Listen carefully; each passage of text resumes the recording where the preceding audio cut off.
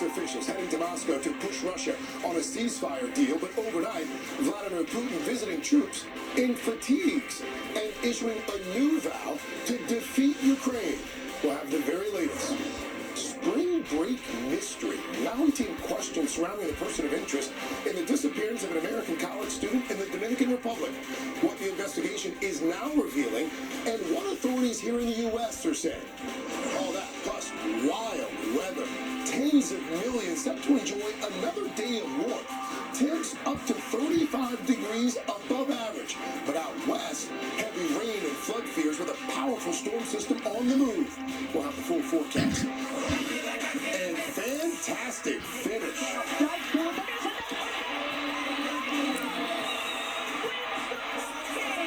A dramatic buzzer beater lifting Montana State to a conference title and the women's NCAA tournament as the excitement of March Madness grows from coast to coast.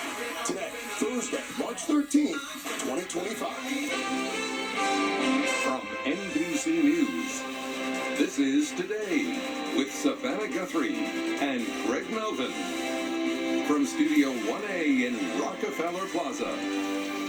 And a good Thursday morning to you. Welcome to Today. So happy that you've decided to start your morning with us. It's a good morning because you're back. You feeling good? Flu season's real, but I'm 100% better. Okay. So, ready to rock. We missed you. At this time yesterday, and I'm sure you were watching, we were showing everybody the SpaceX rocket. Oh, yeah. It was on the launch pad, ready to go for last night's takeoff, but it is still there this morning, and so are those two, the astronauts. That lunch had to be scrubbed less than an hour before takeoff.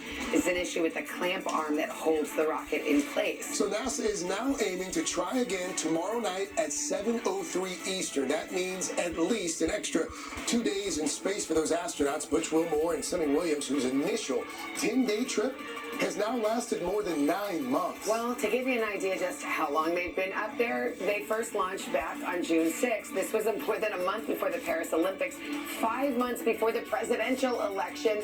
A lot has changed over the last 280 days. NBC's Tom Costello has been covering it from the beginning. He joins us now from the Kennedy Space Center. I guess what's another couple of nights when you've been stuck up there 9 months, but man, that's got to be disappointing for them.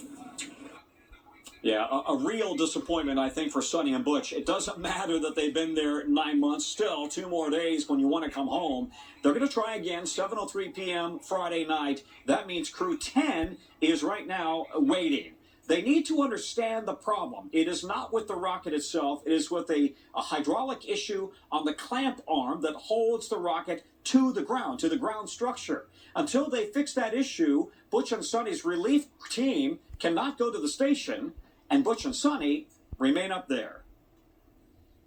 Under perfect Florida weather, Mission Control said Crew 10 had a 95% chance of launching as 3 astronauts and 1 cosmonaut strapped into their SpaceX Dragon capsule.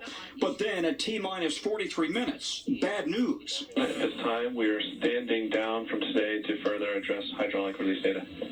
Mission Control announced it was scrubbing the launch, all due to a problem with a hydraulic line on a clamp arm that holds the rocket to the tower. This is a ground issue. Everything was fine with the rocket and the spacecraft itself.